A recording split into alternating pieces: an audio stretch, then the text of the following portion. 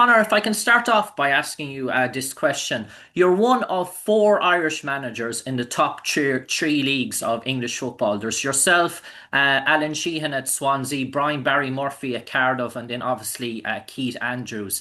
It's probably a rarity in terms of Irish managers operating in the English football leagues over the past previous years. The two classic examples would have been the recent managers Chris Hughton and Mick McCarthy. I'm wondering, is there, obviously you're the youngest of those four managers. I wonder, is there any sort of bond or connection between the four of you? Do you talk, interact, given that there's only four of Irish managers? Is there much communication? Have you friendship with Alan, Brian, or Keith?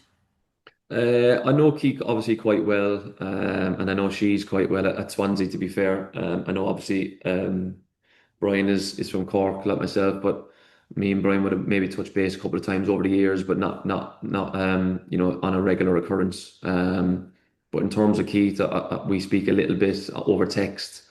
Obviously, I always look out for each other and kind of wish each other well, and the same with Alan.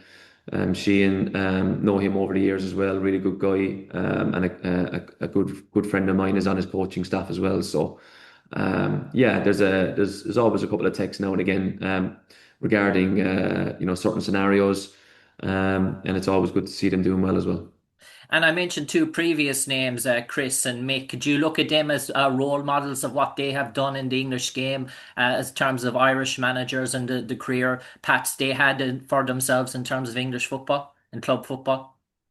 Yeah, they've both had unbelievable careers. Obviously, I was never really involved with Chris, but obviously with Mick,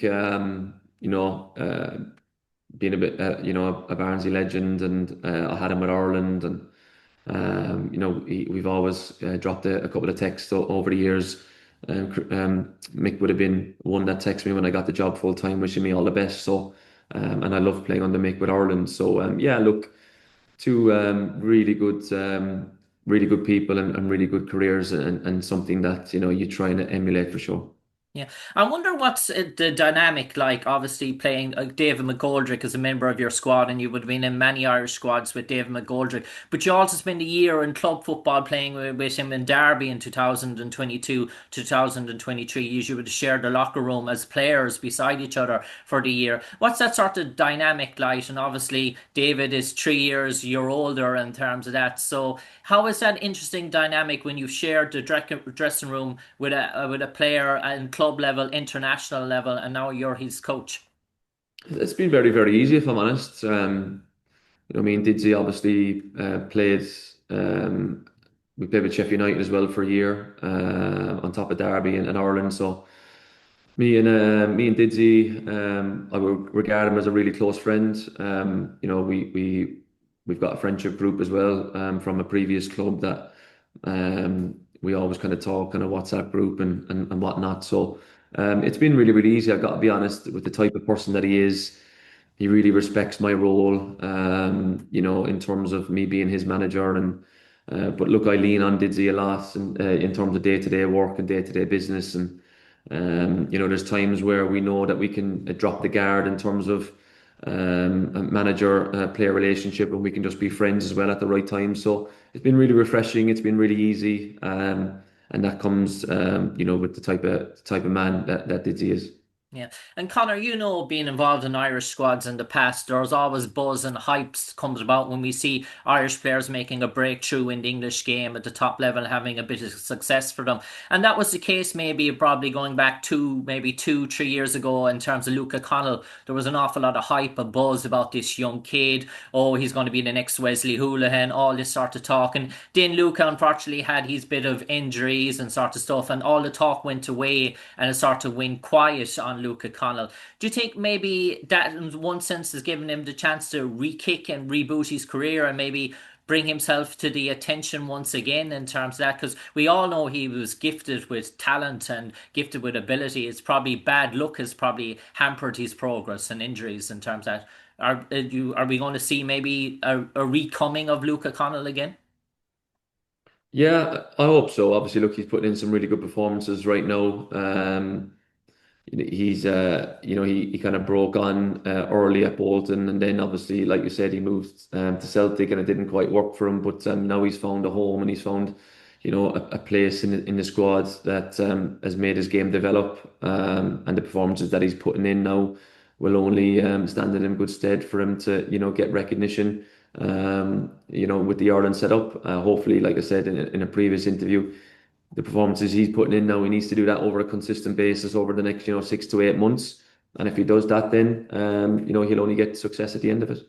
Yeah, and people say League One, Connor, it's the league of two leagues in terms of that you have maybe the top 10 of a higher standard that are probably in the shake-up for playoffs, in the shake-off promotion race, and then you have probably another 10 or 8 teams underneath that as well. When you're talking high-profile names, Cardiff, Huddersfield, Luton, Wigan, Bolton, Reading, Peterborough, all clubs with big reputations like yourself, Barnsley, in terms of that. Do you see that? Do you see it as a league of sort of two sort of leagues between itself, or do you think there's not much between any teams on the given day in terms of being in the reckoning for playoffs or the promotion push? No, I don't see that at all. I think it's quite disrespectful to the other teams in the league if you look at it that way. We've got a tough game against AFC Wimbledon at the weekend, and we need to be completely ready for that. So looking at it from a point of view that the league is split, that would be really disrespectful to the other people in the league. Yeah. And Connor, in terms of Barnsley, you've been knocking on the door for the last few years in terms of making that jump to the championship. And we've seen many teams do it to quite success. Luton, a classic example, that have gone up and done really, made that jump from League One to championship. So there is an awful lot of bounce that comes with having a successful league campaign in League One and making the step up to the championship. Clubs have been able to kick on from that. Yeah, of course. Look, you look at that momentum that clubs have been able to get promoted with and continue that run of form on. But look, we're a miles away from that destination. We need to focus on the day-to-day business, and we've been okay so far. But we've got a lot of work to do to keep improving from that point of view. And my final question for you, Connor, in terms of short-term goals and long-term goals, what you envision your short-term goals at Barnsley and in for the season as a whole? No, there's only short term from my point of view, and that's getting the lads ready for today's session, getting them focused and ready for Wimbledon.